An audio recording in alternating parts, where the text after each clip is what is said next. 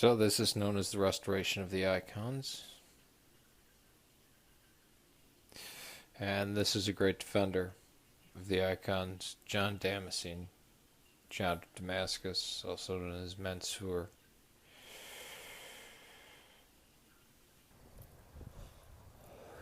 So starting in the 6th century, that's the 500s for, I don't know, the non-Orthodox or whatever, started getting really heated. Now, there were people beforehand that made a big deal about iconography. Epiphanius is one of them. There's accounts of him criticizing a statue outside that was actually outside of a church building with Christ with a woman with outstretched arms towards him, supplicating him, worshiping him, praying to him, asking him for help. There was things like I believe it's called the Mendelian, the part of the Traditurin that had the blood of Christ on it, various relics of saints. And this went back and forth. There were some quote-unquote church fathers who were iconoclasts. Except the only problem is that in their lifetime, they hadn't ever remembered a time when icons were not in use. So they had to go back to things like, well, it breaks the 10 Commandments. Except for the fact that, if you want to be like Calvin and Luther and just quote mine, just proof text, just use one line, then maybe it might work. And that's what modern day iconoclasts do. They don't realize that things like the Ark of the Covenant had 2 cherubim on it, and had the body of a bull, the wings of an eagle, and the head of a man, and that's where the Spirit of God rested. Or that iconography was woven into the tabernacle itself, and even at the temple there was the sea, which was a large basin, a big brass bowl supported by 12 bulls, 12 oxen, as well as having various forms of vegetation, animals, and the ark actually rested in between the wings of these 2 cherubim. Not to mention the bronze serpent that Christ compares himself with. So obviously the prohibition was against, crafting gods of their own, not actually, using images in worship. Not to mention the fact that God took on human flesh. God became part of his creation. That's the central core of Christianity. This all came to a head in between the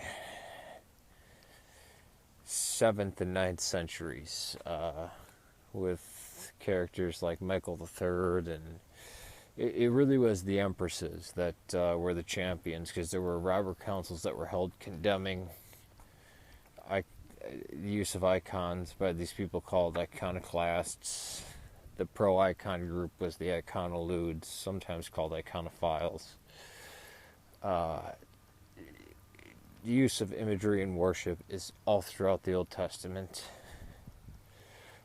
Even relics. There's a point where robbers kill a man and they throw him into a grave.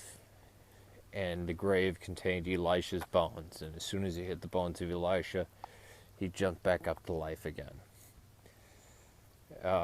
So it was Empress Theodora and Irene that really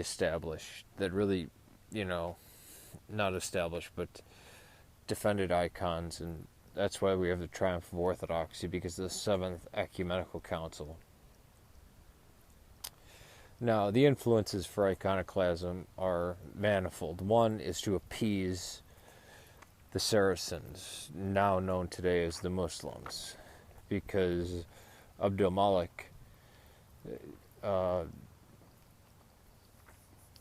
was the first Muslim not to use images of human beings and animals on his coins. So they thought, oh, we can appease the Muslims by not having images on our coins. Yeah, look how well that worked out. And the second was, there had been a strain of Docetism, and it was a way of denying Christ's humanity. And this was an Nestorian as well as a Monophysite trick of trying to slip this in. See, he really wasn't human. And then historians, oh, well, if you could depict Christ as a human being, but you can't depict him as a god, and since you guys think that Christ was fully God and fully human, then how could you depict him? I mean, these silly arguments.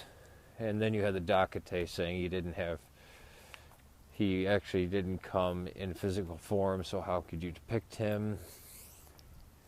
As well as trying to appease Islam, which is always great when, you are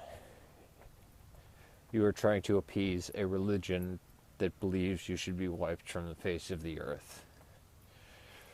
So, funny thing is that the safest place for those who love icons, the iconolouds or the iconophiles, was in Islamic-held territory, because the Muslims actually didn't care. The two places that iconoclasm didn't take hold among the Christians were in places like Syria, which were occupied by Muslims, and surprisingly in Rome. Rome was the only city that didn't fall to iconoclasm. But in Constantinople, yeah, it was a death sentence if you were found with, iconography. So there's a huge persecution of those who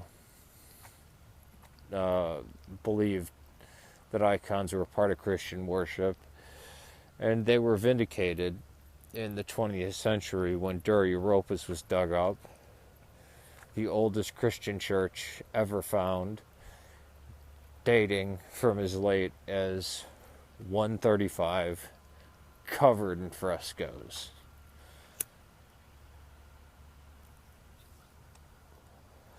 But did they need vindication? Not really. The Ark of the Covenant, the bronze serpent, Christ coming in the flesh, Holy Spirit descending as a dove, things like that.